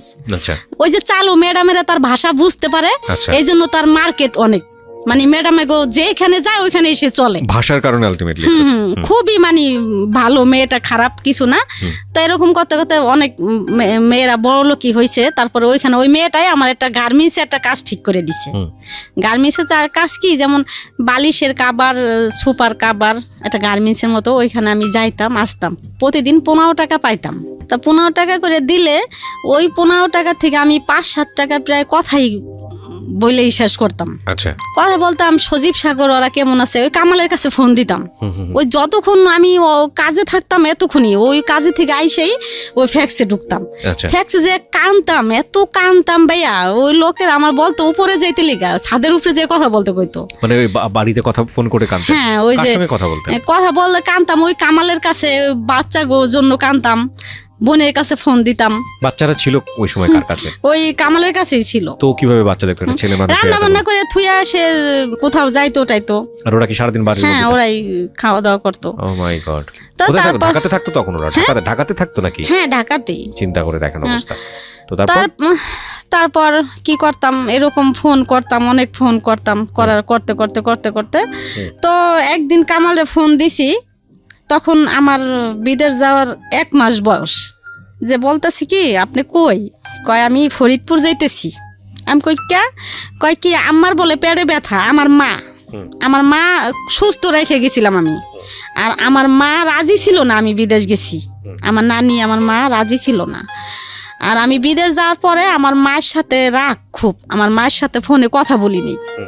কামালে বলতাছে কি আমার বলে পেটে ব্যথা, আমি দেশে যাইতেছি। আচ্ছা, আমার আম্মা মারা গেছে। লেবাননে কতদিন হচ্ছে আপনার ওই সময়টাতে? তখন 1 মাস। চিন্তা করে দেখুন, 5টা ছেলে মেয়ে রেখে গেছে সে, এবং ওই সময়টাতে তার মা মারা গেল, বাবাও তো নাই, সবকিছু মিলে একটা অদ্ভুত রকমের কষ্টদায়ক জীবন। ওকে, বলেন তারপর। তো ওই আবার গেল নানি মারা, এরপরে আমি ওই কাজ করতেছি তো মানে ওই সাবরা এরকম একটা এলাকা, পলানো মেয়েরা হাজার হয়ে গেছে, অশৃঙ্খলা, মানে এগুলাতে মানে ওই এলাকায় মানে অনেক মেয়েরা এরকম। তাই এরকম ওই দেশের সরকার আছে না, ওই দেশের সরকার বাংলাদেশের সরকারের সাথে পরামর্শ করে মানে একটা বের করছে, যেন ওই দেশের থেকে এই দেশের সরকারে কিভাবে ওই দেশের ওই মেয়েগুলা আনা যায়। পাসপোর্ট তো নাই। আচ্ছা, পাসপোর্ট ছাড়া তো মারা গেলেও বাংলাদেশে আসা যায় না। আমার সামনে ভাইয়া এক মহিলা মারা গেছে, বাংলাদেশে পাঠাইতে পারে না, ওরা করে পরে কেমনি ফিটটা পরে ওইখানে আলবাহার একটা সাগর আছে, ওইখানে ফালাই দেয়। চিন্তা করেন অবস্থা। বলেন তারপরে কি করলো, পরামর্শ করলো 2 দেশের সরকার মিলা, মানে অনেক মেয়েরা হয়ে গেছে, ওই মেয়েরা করতেছে। পরে যে মেয়েরা আসার, অনেক মেয়েরা 5 বছর হয়ে গেছে, 10 বছর হয়ে গেছে অন্য ছেলের সাথে মানে সঙ্গী নিয়ে থাকতেছে। আর আমি তো যাওয়ার পরের থেকে তো শোক একটার পর একটা আছেই, আবার বাচ্চা থুয়ে গেছি, আবার মা মরছে, আবার নানি মরছে। আর আমার ভাইয়া ওরকম কোনো মন মানসিকতা ছিল না। অনেক ছেলেরা আমার অফার করছে ভাইয়া যে ডালিয়া তুমি আমার সাথে থাকো, তোমার $300 টাকা দিম, $100 টাকা ভাইয়া 9000 টাকা, $300 দিম, $400 দিম, আমার সাথে থাকো, আমার সাথে থাইকে তুমি কাজ করো, তোমার খানার কোনো অভাব হইব না। ভাই আমি অনেক কষ্ট করছি, খানার কান্নাকাটি করছি অনেক, জানেনি তো আমার কি অবস্থা গেছে তখন। এইভাবে কাটাইছি। পরে 3 মাস শেষ, 3 মাসের শেষে পরে ওইখানে $400 টাকা দিয়ে এক জায়গায় নাম দিছি বাংলাদেশে আসার জন্য, ছবি নাম দিছি, দিয়া পরে কি করলাম, ওই বাংলাদেশে আসার করলাম। বাংলাদেশে আইসে বললাম ভাইয়া, ওকে, বাংলাদেশে আসলাম, আইসে পরে বাচ্চা কাচ্চা দেখলাম ভালোই। কতদিন পরে আসলেন? 4 মাস পরে। 4 মাস পরে আসলেন। আচ্ছা, 4 মাস পরে আসলাম, আইসা বাচ্চা কাছে দেখলাম ভালোই। তখন সালাউদ্দিনের সাথে আমার চিনি আগের থেকেই, কিন্তু সালাউদ্দিন আমার নিয়ে নেগেটিভ ভাবতো, কিন্তু আমি ভাবতাম না। মানে পরিচয়টা কিভাবে হয়েছিল ওনার সঙ্গে? পরিচয় আমরা এক জায়গায় ভাড়া থাকতাম। আচ্ছা, ভাড়া থাকতাম। ওই বিদেশ থেকে আমার একদিন পরিচয় হলো আসার পরে। আচ্ছা, আসার পরে আমি খালপার আমার ওইখানে বাজারে গেছি, ও পেয়ারা কিনতে আছে, কয় কি ডালিয়া তুমি আইসো? পরে আমি হরে ভাই আইসি। পরে আমগো বাসায় গেল, যার পরে আমার নাম্বারটা নিল, নিয়ে পরিচয় আগের থেকেই। তারপরে এরকম নাম্বার টাম্বার নিয়ে পরে ওর সাথে কথাবার্তা হইলো। কামাল ওই সময় এরকমই, মানে ওই যে আমি বিদেশ তাইছি, কাম কাজও করে না, ওই কামাল কাজে গেছে নাকি, সকালবেলা আমি বের হইতাম, কই গেল খুঁজতে যাইতাম যে দেখি কাজে গেছিনি, যাই দেখতাম জুয়া খেলে, এরকম অনেক মানে কামালে পাগলামি করতেছে ভাইয়া, থামে না। না থামনে পরে একবার করলাম, 3000 টাকা নিয়ে কাজে গেছে, রিক্সা তখন ভ্যান চালায়, 3000 টাকা নিয়ে কাজে গেছে। এখন রাত্রে আইসে কয় ডালিয়া আমার কাছ থেকে না 3000 টাকা আলু বাজার সদরঘাট ওইখান থেকে নিয়ে গেছে ছিনতাইকাররা। তা আমি মনে মনে পরে চিন্তা করলাম যে 3000 টাকা নিছে, ভ্যান নেয় নাই, টাকা নিলে তো ভ্যানও নিয়ে যাইব, তা নেয় নাই তো সে মনে হয় জুয়াই খেলছে। ঠিকই ভাইয়া জুয়া খেলে হারছে। আচ্ছা, তাই যাই হোক রাত্রে খুব জর্গা করতাম ওর সাথে আমি, জুয়া নিয়ে। তারপরের দিন সকালে আবার এই জুয়া খেলতে বইছে যাইয়া, জুয়া খেলতে বইয়া জিতে আইছে, সারাদিন জুয়া খেলছে, রাত্রে আইছে। পরের দিন সকালে বাজারে যাইয়া 5-7 কেজি একটা মুরগি বড়, ওই একটা মুরগি আনছে মতো আমার ভালো লাগে না। আমার কথা হলো ভাই আমি গোস মাছ না খাইয়া প্রতিদিন আলু ভর্তা ডাল খামু, আমার স্বামী আইনে দিব, আমার বাচ্চা কাছে নিয়ে খামু, কাজের টাকা খামু, আমি কেন সে জুয়া খেলবো? এই জুয়ার টাকা গেলে জিতে সেই কাজটা করেছে। হ্যাঁ, জুয়ার টাকা ভাই আমার একদম ভালো লাগতো না, জুয়া লাগে যিনি আমার সতীন এরকম মনে হইতো, মানে বিষের মতো লাগতো। পরে ওই মুরগি সে আনছে, আইনা নিজে কাটছে, কাইটে কুইটে আমার ডালিয়া তুমি রান্না করো, পরে আমি খামু। পরে আমি রান্না বান্না করি না, আমার তো মন খারাপ, কইলে ঝগড়া লেগে যাবো, মারামারি। তারপরে আমায় তার সাথে গেলাম, সে বলতেছে ফোন আইছে আমি এক জায়গায় যাই আলু বাজার। পরে আমি গেলাম, যাইতে দেখি কি যে জুয়ার ঘরে যে বইছে, বইয়া এখন আমি যাই থাবা দিয়ে হাত ধরছি যে কি ব্যাপার, এখন তো জুয়া খেলতেছেন আপনি যে অস্বীকার জান আমার কাছে আমি জুয়া খেলি না, এটা তো ঠিক আছে, আপনি খেলতেছেন তো জুয়া, মানে সরাসরি ধরছি আমি যাইয়া, কয় হ্যাঁ আমি খেলতাছি। তবে গেলো আমার পিছে আই পড়লো। তা এরকম করতে ঘরে একটা টিভি ছিল ভাইয়া, এরকম 2 দিন পরপরই বন্ধ রাখতো, 2 দিন পরপরই টেলিভিশন বন্ধ রাখতো। হ্যাঁ, টিভি বন্ধ রাখতো। এখন তো ওই 7-8 বছর বয়স হয়েছে তখন সজীব সাগর সজলের, তখন ওই বাচ্চাকে কামি দিয়ে দিছে ভাইয়া, ধরলাম। এরকম করতাম, করার পরে এই সালাউদ্দিন তো আমার বাসায় আসা যাওয়া করতো। আজকে ডালিয়া আমি ঘর ভাড়া দিতে পারতাম না, সালাউদ্দিন ঘর ভাড়া দিতে পারি না। সালাউদ্দিন পরে টাকা নেন, সালাউদ্দিন আজকে ঘর ভাড়া দিত, কালকে কেন কাঁচামরিচ, পেঁয়াজ, বাজার, চাল, মানে ওরা আমার সবসময় দরকার থাকতো টাকার। ও মানে চাইতে দেরি আছে ভাইয়া, দিতে দেরি নাই। আচ্ছা, আমার বাসায় আসা যাওয়া করতো, তাই সবকিছুই আমার দিত। আমার লসুন শীত আসলে আমার সালাউদ্দিন, হ্যাঁ সালাউদ্দিন, তো এইগুলো দিত। আপনার হাজবেন্ড তো সন্দেহ করার কথা, এবং আপনার জায়গাতে সন্দেহ করার কথা, ও সন্দেহ করতো না, মানে ওই সালাউদ্দিন আমারে বোন রাখছে, আর অনেক আগের থেকে প্রায় 5-7 বছর আগের থেকে আসা যাওয়া করে। বিবাহিত ছিল নাকি অবিবাহিত ছিল? তো এরকম আমার দ্বিতীয় তো ওই কামালে আবার ওরা সন্দেহ করতো না। আমিও মানে এগুলা কিছু ভাবতাম না, ভাবতাম যে এমনি ভালো লাগে, ওর মায়া লাগে, এই জন্যই দিতেছে। তা এরকম করতো একদিন ব্রাহ্মণবাড়িয়া লাইনে ও গাড়ি হেল্পারি করে, তখন তো আমার জন্য একটা 3 পিস নিয়ে এসে ভাইয়া। পরে আমি থাকতাম 4 তলায়, 3 তলায় একটা শারমিন করে একটা মেয়ে ছিল, ওই মেয়েটার আমি বললাম যে শারমিন, সালাউদ্দিন না আমার জন্য একটা 3 পিস আনছে রে। শারমিন কয় ডালিয়া আফা, মানুষের একজন একটা জিনিস দেয় মানুষ স্বার্থের লিগে দেয়, স্বার্থ ছাড়া কিন্তু কেউ কিছু দেয় না। পরে আমাকে দুধ ওই আমার বোন ডাকে, ও কি স্বার্থ চাইবো আর দুধ, এগুলো আমি মানে এগুলো আমি কানেই নিলাম না, মাথায় আনলাম না, আমি এগুলা বিশ্বাস করি না। না কারণে আমার ফোন নাই, মোবাইল কিনে দিল সালাউদ্দিন, এরকম করতো। তো এরকম কিনে টিনে দেওয়ার পরে আমি সালাউদ্দিনের পছন্দ করতাম না ভাইয়া, ও হ্যাংলা। আর আমি মানুষটা নিশ্চয় আমি এরকম ছিলাম না, আরো 11 বছর আগের কথা, ভালোই ছিলাম। তাই আমার চয়েস ছিল খুব ভালো, সুন্দর চয়েস ছিল, আর হ্যামস্যাম। ও হেল্পারি করতো, গাড়িতে থাকতো, হ্যাংলা পাতলা ভালো লাগতো না, ক্যাসরা টাইপের। পরে আমি কাজল করে আরেকটা ছেলে আছে, ওই কাজলের সাথে কথা বলতাম, অনেক কথা বলতাম, ওর ফোন দিয়ে কাজলের সাথে কথা বলতাম। তো কথা বলানে ও আর কি কাজলের সাথে ওর সাথে লাগছে, মানে কাজলের সাথে ও কথা বলতে দিব না। এই আমারে ঘরের ভিতরে যায়, এই আপনি ওর লগে কিহের কথা, কে বলছে এটা? এই সালাউদ্দিন। কিন্তু কামালে আমার সন্দেহ করতো না, কামালে ভাবতো যে ওরা ছোট থেকে বিয়ে করছি, ছোটকালে ও আমারে ভালোবাসে, আর কামাল আমারে ভালোবাসতো, আমিও কামালে ভালোবাসতাম। সংসারে আল্লাহ যত অশান্তি থাকুক, যাই থাকুক, তাই এরকম হইতে হইতে হইতে হইতে এই সালাউদ্দিন আমার সব যাবতীয় যা আছে সব চালাইতো। এরকম করতে করতে প্রায় 5-7 বছর গেল গা ভাইয়া। ওকে, 5-7 বছর পরে একদিন সে কোথায়, এখন সে ড্রাইভার আর কি, ওই সময় ড্রাইভার কোথায় যেন গেছে, এখন ফোনে টাকা ভরতে পারে না, টাকা শেষ হয়ে যাইব। এখন টাকা শেষ অবস্থা, এখন আমার বলতেছে কি, ডালিয়া আমার ফোনে টাকা নাই, এই কথাই বললো, চাই নাই টাকা, মানে সালাউদ্দিন। হ্যাঁ, আর এই 5-7 বছর ধরে আমার এই টাকা দিয়েছে ফোনে, উল্টা সে টাকা চাচ্ছে আপনার কাছে। হ্যাঁ, চাইতাছে না, মানে বলতাছে টাকা নাই। এতদিন আমারে টাকা দিছে, আমার পিছে অনেক টাকা ভাঙছে ভাই। আমি যদি বলতাম আকাশের চাঁদ, তাই সে রাজি।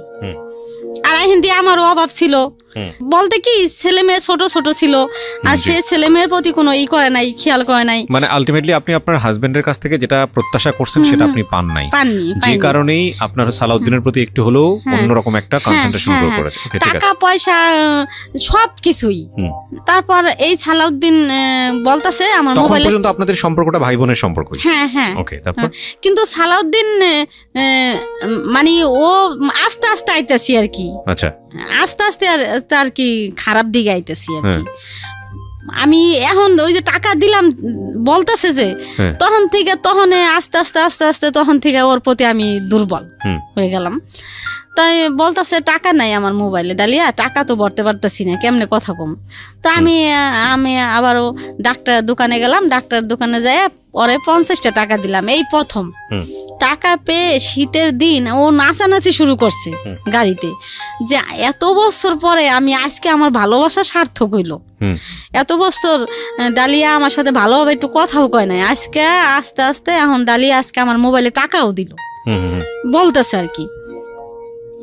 তাই এই এরকম হইতে এখন ও আমারে খালি বলতো যে তুমি যদি আমার বউ হইতা, তুমি এরকম সব দিকেই ভালো, আমি সুখে যে সাজাই রাখতাম, এরকম ভাবে রাখতাম, ওইরকম ভাবে রাখতাম, এগুলো বলতো আর কি। হ্যাঁ, এগুলা বলতো আমারে ফোন দিয়া। আবার আমি এরকম বলতো। পরে একদিনকে আমারে অফার করছে, আমার বিয়ার অফার। পরে আমি বললাম কি যে, সালাউদ্দিন তুমি তো বিয়ে করো নাই, আর আমার তো 5টা বাচ্চা কাচ্চা, এগুলা তো হয় না, তোমার মা বাবা তো এগুলা মাইনেই নিব না। কয় সমস্যা কি, আমরা 5-6টা ভাই, 5-6টা ভাইয়ের মধ্যে নাইলে আমি করলাম, আর এরকম কত হইতাছে।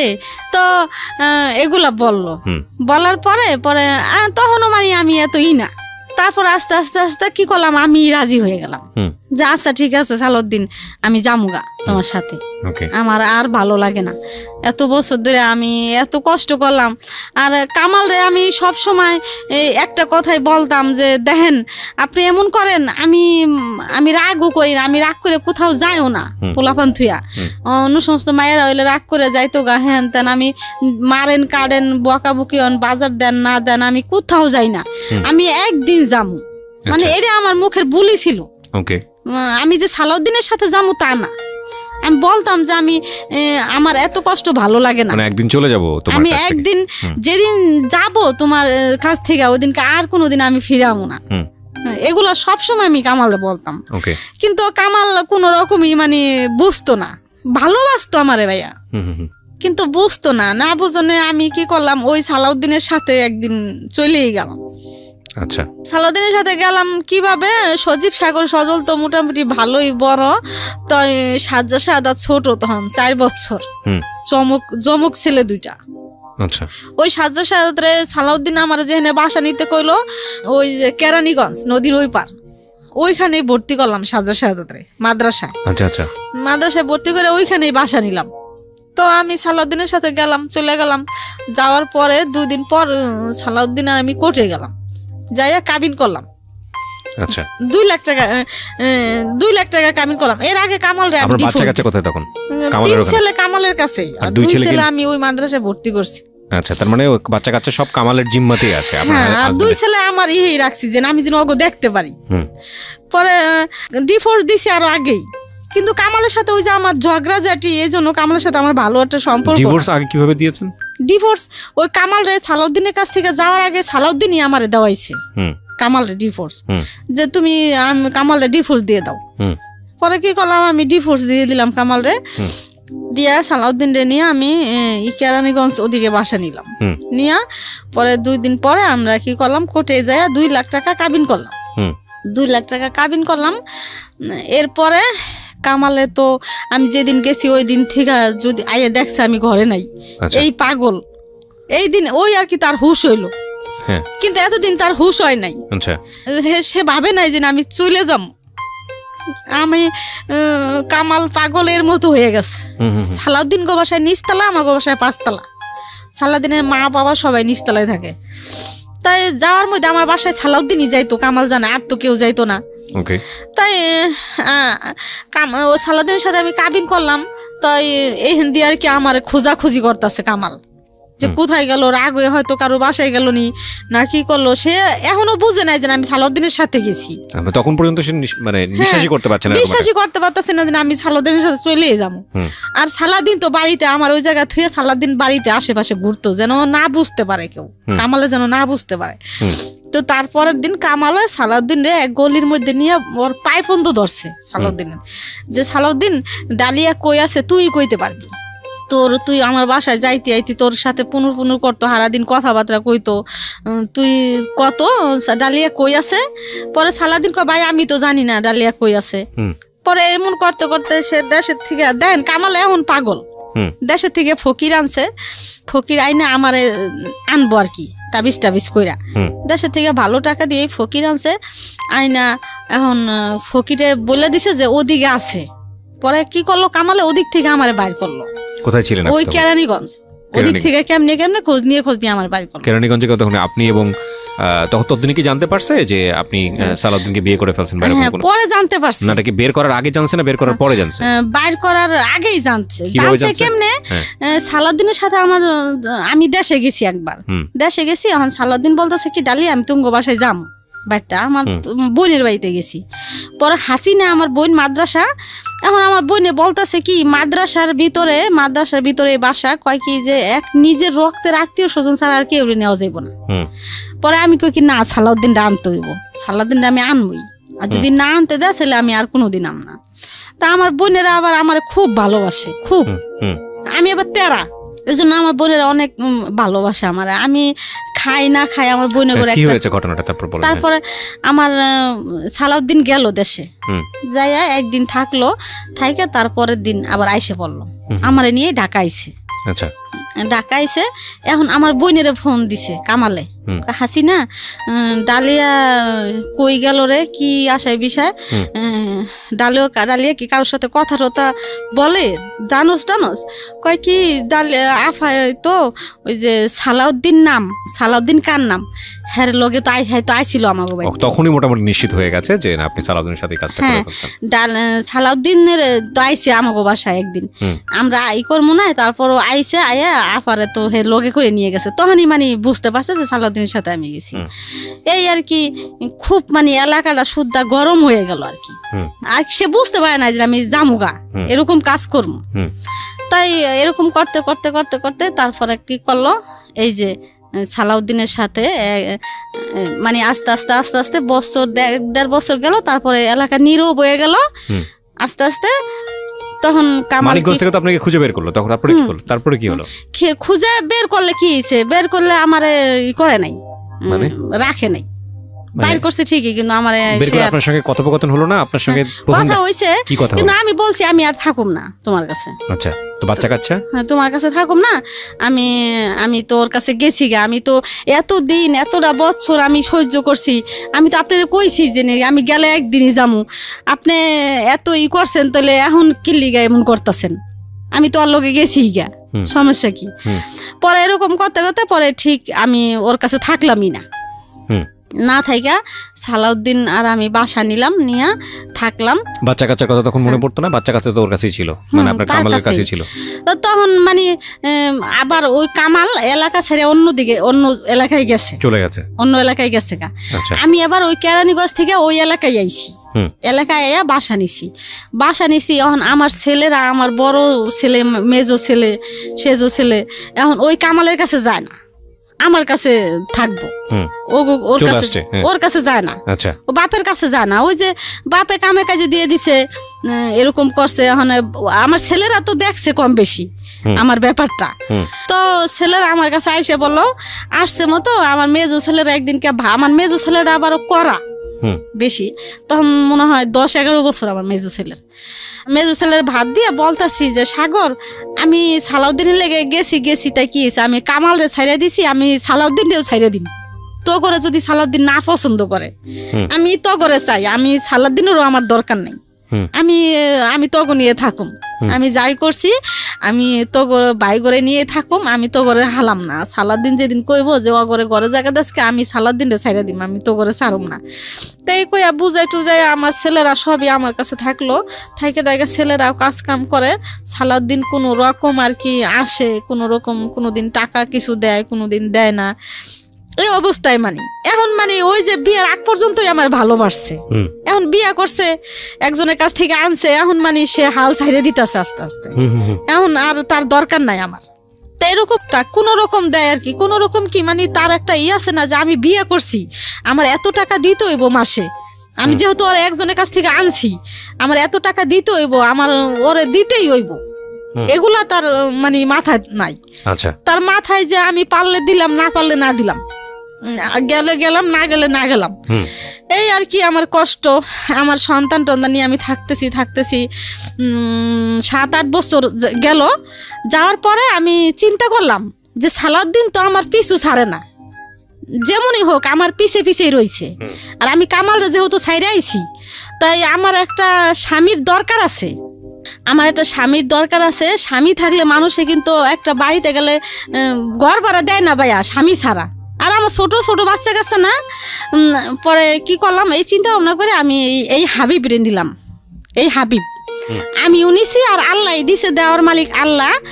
তো এই হাবিব পেটে আসলো আর কি 8 বছর পরে, মানে যে বাচ্চাটাকে আপনি আজকে নিয়ে আসছেন 8 বছর পরে, বলতে কি মানে সালাউদ্দিনের সাথে সংসার, সালাউদ্দিনের সাথে সংসার করছেন 8 বছর, তারপরে বাচ্চা কাচ্চা। এই 8 বছর আমি একটু জানতে চাই, 8 বছর কি হলো, মানে আপনার সালাউদ্দিনের সাথে কোনো সমস্যা হয়নি, সে আপনার বাচ্চা কাচ্চা সহ মেনে নিয়েছে? কিন্তু আমার বাচ্চা কাচ্চারা খারাপ জানতো না। কি লিগে খারাপ জানতো না, আমার বিয়ের আগে আমার বাচ্চা কাচ্চারা খুব ভালোবাসতো সে, কিন্তু বিয়ের পরে মনে হইলো কি সালাউদ্দিন আমার বাচ্চা কাচ্চা মানে তার একটা দেওয়াল হয়ে গেল, মানে কেমন যে না বাচ্চাগুলোর সাথে ঠিক মতো কথা বলতো না। আর যেমন বিয়ের আগে আমার সজীব সাগর বলতো মামা আমার 10 টাকা দেন, আমার 5 টাকা দেন, গেলে গলা ধরতো, মামারে ভালোবাসতো, আমার টাকা দেন, মুড়ি খামু, হ্যান খামু, তেন খামু, ঝালমুড়ি খাম। কিন্তু তখন আর আমার ছেলেরা কেউ ওই সালাউদ্দিনের সাথে আর কথা বলে না, আর সালাউদ্দিনও আমার ছেলে বেশি ভালোবাসে না। ওই সাজ্জাদ শাহাদাতের 2 সামনে পড়লে কথা কয়, না পড়লে নাই। তাই এর মধ্যে এই বাচ্চা না আমার পেটে আসলো, আসার পরে বাচ্চাটা পেটে আসলো, তখন ওর চাকরি নাই, সাসপেন্ড করলো। সাসপেন্ড করার পরে এখন সালাউদ্দিনের চাকরি নেই, চাকরি নাই। আমি টুকটাক ব্যাগের কাজ করতাম, সজীব সাগর সজল টাকা দিত, এই দিয়েই আমি চলতাম, ঘর ভাড়া দিতাম, আমরা খাইতাম, আবার সাজ্জাদ শাহাদাতের মাদ্রাসার বেতনও চালাইতাম। আবারও এই সালাউদ্দিন আসলে বাজার করে খাওয়াইতাম, আবার সালাউদ্দিনের টুকটাক কোনো কাপড় চোপড় লাগলে দিতাম। মানে সালাউদ্দিন দূরে থাকতো? হ্যাঁ, ওর বাবা মার কাছেই থাকতো বেশি। আপনার কাছে থাকতো? বললাম না, 15 দিন পরে, 10 দিন পরে, 1 মাস না, 15 দিন, 10 দিন, 1 সপ্তাহ পরই আসতো। আচ্ছা, আমার কাছে। তাই এরকম চলতেছি, যখন বাবু হওয়ার 1 সপ্তাহ আগে আমি মেডিকেল সবই রেডি হয়ে গেছে, বলছে যে বাবু সিজারে হইব। তাই এখন ভর্তি হমু। এখন সালাউদ্দিনরে বলতাছি কি, সালাউদ্দিন এখন তো আমার মা ভর্তি হইতে হইব মেডিকেল, এখন কি করবো? এখন কয় আচ্ছা ঠিক আছে, যা একটা করাই যাইব, মানে ওরকম একটা মাথা করে না, মানে এটা গুরুত্ব দেয় না, কি আর করে না। না কারণে ও 1 সপ্তাহ আগে আমার বাসার থেকে, বাবু হয়েছে নভেম্বরের 9 তারিখে, এর আগে 1 সপ্তাহ আগে আমার বাসার থেকে বের হয়ে যাইতাছে, সকালবেলা বের হয়ে যাইতাছে। যাওয়ার সময় আমি ওরে পিছর থেকে, আমার অবস্থা তো তখন ভালো না 1 সপ্তাহ আগে, তখন আমি পিছর থেকে ওরে জড়াই ধরে আমি কাইন্দে দিছি যে সালাউদ্দিন তুমি, আমার মনে হয় কি তোমার তখন মানে ওই সাসপেন্ডে ছিল 2.5 বছর ভাইয়া, বাবু হওয়ার 1 মাস আগে ওর চাকরি হয়েছে আবারও। আচ্ছা, হ্যাঁ আবার হয়েছে। হওয়ার পরে এখন আমার আর ভালো লাগতেছে না, যে এমনি ওই কেমন যেন আর ভাবসাব বেশি একটা ভালো না। আর চাকরি হয়েছে, এখন মনে হয় যে সালাউদ্দিন আমার ছেড়ে চলেই যাইব।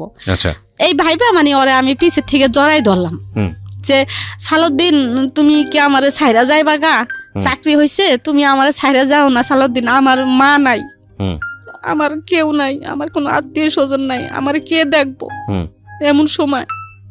তখন আপনার 5টা বাচ্চা আপনার সঙ্গেই থাকে, আরো পেটে পেটে 2টা মাদ্রাসায় থাকে আর কাজে কামেই থাকে বেশি ছেলেরা। পরে বললাম, ও আর কি কোনো মাথা লড়াইলো না ভাইয়া যে আমি কই যাবো তোরে ছাইরা।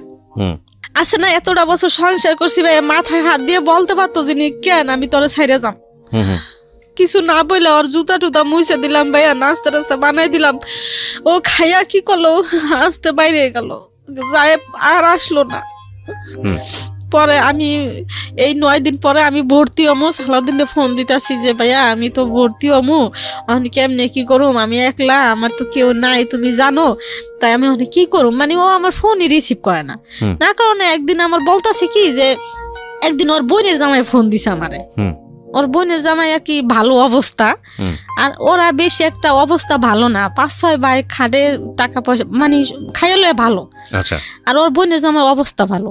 তা ওর বোনের জামাই আমার ফোন দিছে, কবির নাম, বলতেছে কি ফোন দিয়া কয় কে ডালিয়া, আমি কই হ্যাঁ আমি ডালিয়া, কয় আমি আপনি কে, কয় কি আমি কবির।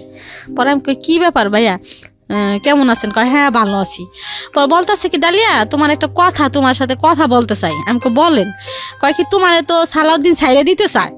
পরে ভাইয়া লাগলো কি আমার সারা শরীরে ঘাম ছুটে গেল। ওর বোনের জামাই, মা বোন সবাই ভাবতাছে যে এখন সরকারি চাকরি ছিল না এতদিন, যাই হোক আসিল, এখন সরকারি চাকরি হইতাছে, আমার ছেলে আরো একটা বাচ্চা হইতাছে, ওই বাচ্চারে খাওন টাউন দিব, টাকা পয়সা দিব, আর ওগুলা এখন সবাই মানে চিন্তা ভাবনা করছে আমারে ছাড়াই হেলাইব। চাকরি হয়েছে, এখন সালাউদ্দিনও আমারে ছাইড়া দিব, এই চিন্তা। আপনাকে বলছে, তারপর কি হলো? ওর বোনের জামা হাতে পায়ে ধরে বলছে যে ভাইয়া আমারে টাকা পয়সা দিয়ে ডালিয়ারে ছাড়ান, আমি মাসে মাসে বেতন পাই, যে 18,000 টাকায় বেতন পাবো, এগুলো আপনারা মাসে মাসে আপনিই নিয়ে যান, আর গাড়ি যে চালামো এই টাকায় সংসার চলবো, মা বাপের দিন, এগুলা বলছে। ওর বোনের জামাই কি করলো, আমার ফোন দিয়ে বলতেছে কি আর সালাউদ্দিন তো তোমার ছাইড়া দিতে চাই। পরে আমি কই কি ছাইড়া দিতে চাই, এতটা বছর গেল এখন ছাইড়া দিতে চাই, বাবু হইব এখন এই সময় ছাইড়া দিতে চাইবো, কি কিনলিগা কি, তা তো আমি জানি না, সালাউদ্দিন রাখবো না তোমারে, এরকম এরকম আমরা তোমার টাকা পয়সা দিয়ে ছাইড়া দিতে চাই। তাই কি করলো, এই 9 দিনের ভিতরে আর কোনো খোঁজ খবর নাই, এই কথা আর কি আমার কানে আসলো, ফোন দিল। তখন তো আমার অবস্থা কেমন তা তো জানেনি ভাইয়া, এতটা বছর আমি ওর সাথে থাকলাম যেমনই হোক। তাই এই নভেম্বরের 8 তারিখে আমি মেডিকেলে ভর্তি হইলাম, হাসপাতালে, আমগো বাসার পাশেই হাসপাতালে ভর্তি হয়েছি। এখন আমি এর আগে এক আপারে বলছিলাম ভাত খাওয়ায়, মানুষ খাওয়ায়, হে আপারা মানুষ খাওয়ায় আর কি, 15-20 জন। আপারে বললাম কি আপা, পাশের বাড়িরই আপা, আমি যদি মেডিকেলে ভর্তি হই, আপনি তো জানেনই আপা আমার কেউই নাই, যদি আমার আপনার লাগে আপা তাহলে কি আপনি যাইবেন? কয় কে আমি যাবো না, কে তুই আমার ফোন দিস, দেখিস আমি যাবো। পরে আমি ভর্তি হইলাম 8 তারিখে নভেম্বরের, 9 তারিখে সকালবেলা ভাইয়া আমার সিজার করব। এখন ওই আপায় সকালবেলা বাজারে গেছে, আরো দেখেছে, এর মধ্যে আমার শরীর মানুষ চায় ভাইয়া। পরে শরীর মানুষ চায়, এখন আমি শরীর মানুষ পাম কই, আমার স্বামীরে চায়। এখন আমি ওর আব্বুরে ফোন দিলাম সালাউদ্দিন রে, যে ভাইয়া তুমি কই, অন্য নাম্বার দিয়া। পরে কয় কি আমি তো বাসায়। পরে আমি ভাইয়া একটা সই লাগবো ভাইয়া, এখন না আমার একটা সই দিয়ে যাও, এখানে তো কেউ নাই, এখন সই কেটা দিয়ে দিব, একটা সই দিয়ে যাও না ভাইয়া। এ কইলাম মতো আমি আইতাছি, কই ভাইয়া ফোনটা অফ করে রাখলো, আমার সাথে কিন্তু কোনো ঝগড়া খাই জানা। আচ্ছা, ফোনটা অফ করে রাখলো ভাইয়া, আর আমার আইলো না সই দিতে। তাই ওই আফাটাই আসলো, আইসে ওই আফায় সই দিল, আমার সই নিল, নিয়ে আমার কি করলো, সিজারের রুমে ঢুকাইলো। এখন ঢুকাইছে মতো ভাইয়া আমার অবস্থা অনেক খারাপ। কেন খারাপ, সাজাত মাদ্রাসায় সজীব সাগরে আমি বইলে আসিনি, সালাউদ্দিনরে এত ভালোবাসলাম, একজন থুয়ে সালাউদ্দিনের কাছে আসলাম, সালাউদ্দিনের সাথে এতদিন এত কিছু হইলো, কোথায় গেল আজকে সেই ভালোবাসা? আমারে সালাউদ্দিন একটা সই দিতে আসলো না। আর আমি যদি মইরা যাই তাহলে আমার সাজাত কই যাইব, সজীব সাগর সজল কই যাইব, এগুলা নানা চিন্তা ভাই আমার এখন আমার নাই, আমি ঠিক নাই, না ঠিক থাকো না, আমার পিঠে সুই দিছে, অপস্করণের সিজার করব, 2 বার দিছে সুই, তারপরও আমার অপস হয় না। না মানে এখন মানে আমার আমি বলতেছি কি আমারে ছাইড়া দেন আপনারা, আমি যামুগা, আমার ছাইড়া দেন, আমি যামুগা, আমি সাজ্জা সাহেবের কাছে যাম বলতেছি। বাচ্চা হইলো ভাইয়া, তাই আমি অসুস্থ, সকাল 9টা বাজে সিজার হয়েছে, রাত 12টা বাজে আমার হুশ হয়েছে। হুশ হয়ে তারপরে যাই হোক মেডিকেলে যেইভাবে হোক কাটলো দিন, কাইটা 4 দিন পর বাসায় গেলাম। এর মধ্যে সালাউদ্দিনের কোনো নাই, খবর বার্তা নাই, আসেও না, দেখেও না, ফোনও দেয় না। তারপরে 1 মাস পরে ভাইয়া আমার সেলাই নষ্ট হয়ে গেছে, ওই যে কান্দাকাটি করছি, ওর অফিসে গেছি, হেনে গেছি, আমার ওখানে সেলাই নষ্ট হয়ে গেছে গা, আবার সেলাই করতে হইব। এখন ড্রেসিং করতে আসি ভাইয়া, এখন ওই 2টা ডিউটি স্যার আছে ওই হাসপাতালে, ওই ডিউটি স্যার বলতেছে যে আমি আপনারে মাগনা করে দিব ড্রেসিং। ওই আমার অবস্থা খারাপ, কান্দাকাটি করি, এই জন্য আমার প্রতিদিন ড্রেসিং করে দিত। প্রতিদিন আমি খুবই কানলে আমার রাগ করতো, কইতো কি আল্লাহ আছে, আল্লাহ আল্লাহ করেন, এগুলা বলতো। এরকম ড্রেসিং করতে করতে 1 মাস ভরে আমি ড্রেসিংই করলাম ভাইয়া, আমার ঘাও আর শুকাইলো না। বলতেছে যে আপনার ফিরে নতুন করে আবার করতে হইব, সেলাই দিতে হইব।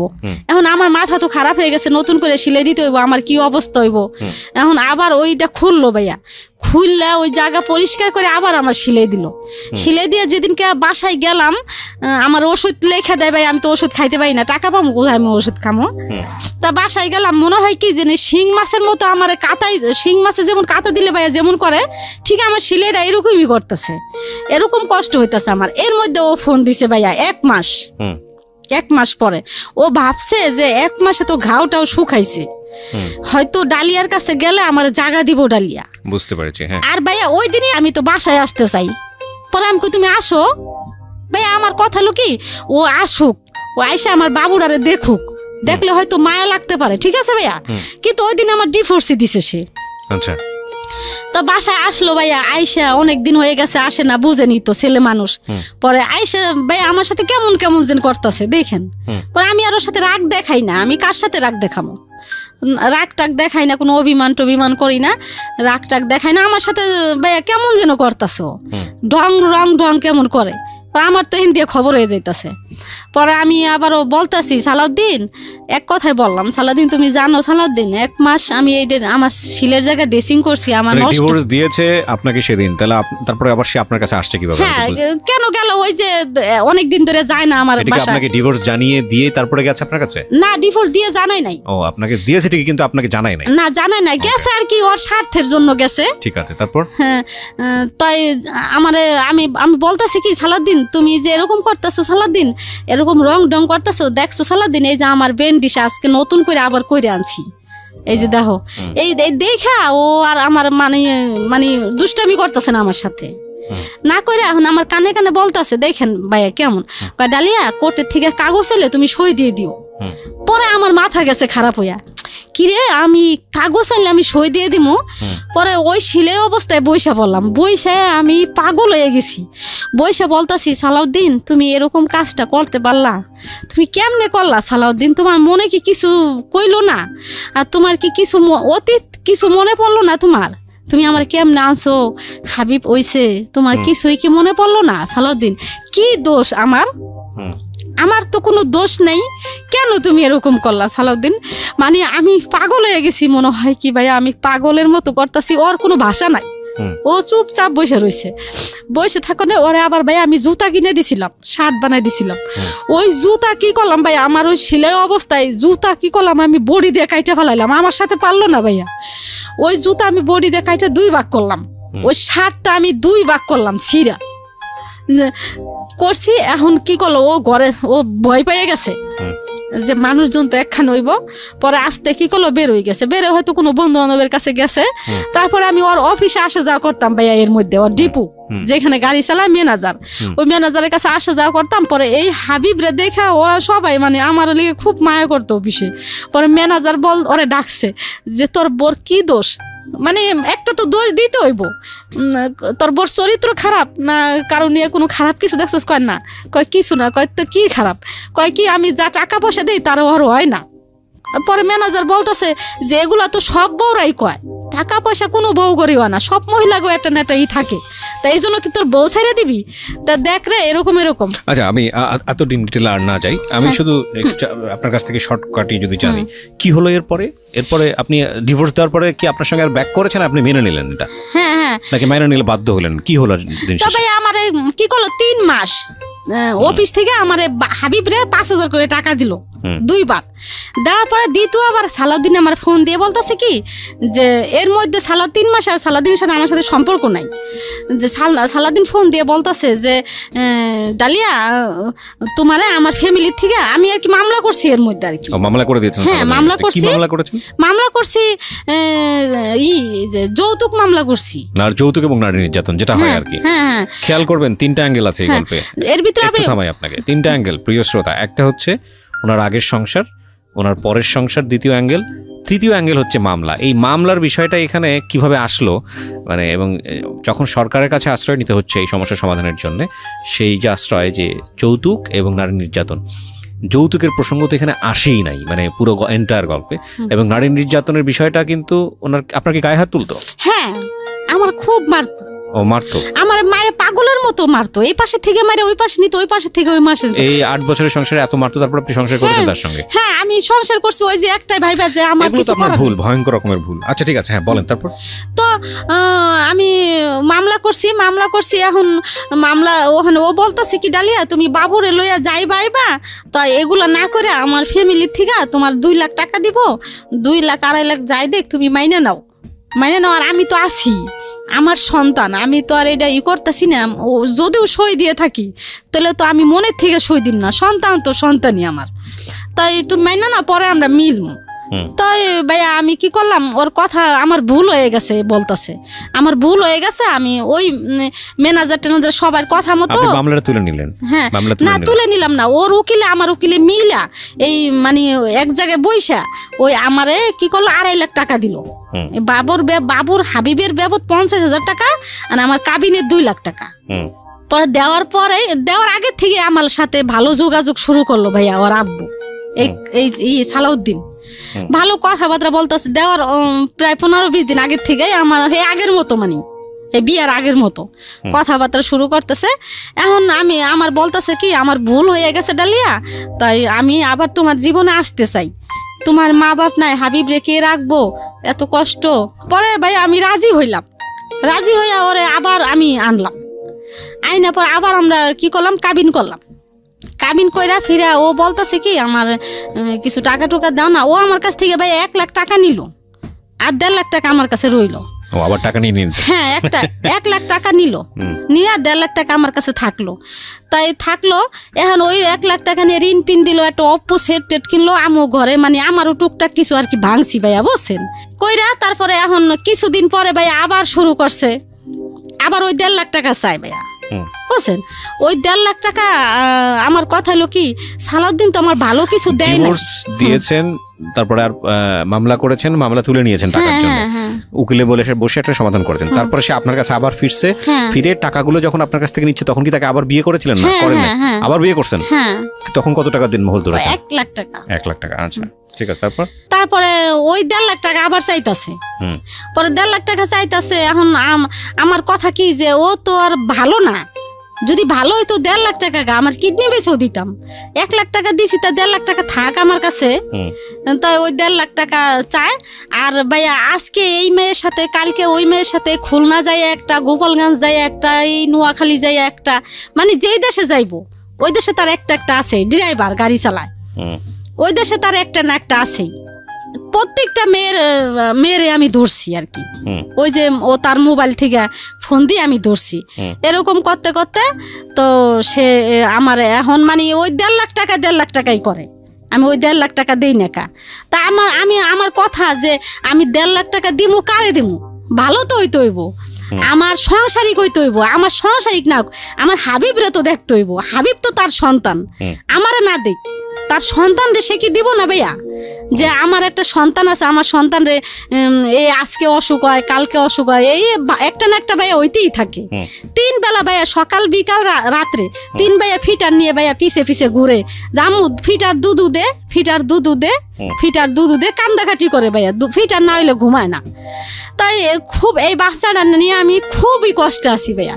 আর আমার ওই ছেলেরা আমার খুব ভালোবাসে ভাইয়া। ছেলেরা টাকা পয়সা লাস্ট কি দাঁড়াইছে? লাস্ট দাঁড়াইছে কি, আমি কিছুদিন আগে আমি মামলাও করছি ভাই, আবার ওর নামে আবার মামলা করছি। আর আমি ওর হেড অফিসে দিছি, এই যে দরখাস্ত দিছি যে আমার এই ব্যাপার, আমার টাকা পয়সা দেয় না একটা ছেলে, এরকম। তা ওই দরখাস্তটা এখনো হয় নাই। আপনি ওর অফিস মানে ও কি সরকারি চাকরি করে? হ্যাঁ, সরকারি চাকরি করে। তাহলে ওর আপনি দরখাস্ত দিয়েছেন, প্লাস হচ্ছে আবার মামলাও করেছেন। এখন এই অবস্থায় আপনি ঝুলন্ত অবস্থায় আছেন। আপনার ছেলে মেয়ে সবগুলো এখন আপনার সঙ্গে আছে, মানে 7টা ছেলে আপনার? না, 6টা। তো এই 6টা ছেলে। তো আপনার জীবনে আপনি যে ঘটনাটা আজকে এখানে বললেন, আপনার ভুলটা কি, আপনার অপরাধটা কি? ভুলটা কি ভাইয়া, এটা তো আপনিই বুঝতে পারছেন। আমার মনে হয় না যে আমার কোনো ভুল ভাইয়া, আমার জীবনটা এই ছোট থেকে। আপনার ডেফিনেটলি ভুল আছে, কিন্তু আপনি যদি মনে না করতে পারেন যে আপনার কোনো ভুল নাই। আমার ভুল, আমি ওই যে কামাল যাই করতো, কামালের কাছ থেকে যদি সালাদিনের কাছে না আসতাম, এটাই আমার ভুল হয়েছে। এটাই এই জায়গাটাই আমি একটু বলতে চাচ্ছি। সেটা হচ্ছে যে একটা মানুষ, দেখেন, আমরা সংসার জীবনটা আসলে অন্যরকম একটা জীবন আমার কাছে যেটা মনে হয়, এবং যারা এখানে শুনছেন তারা বিভিন্ন শ্রেণীর শ্রোতা আছেন।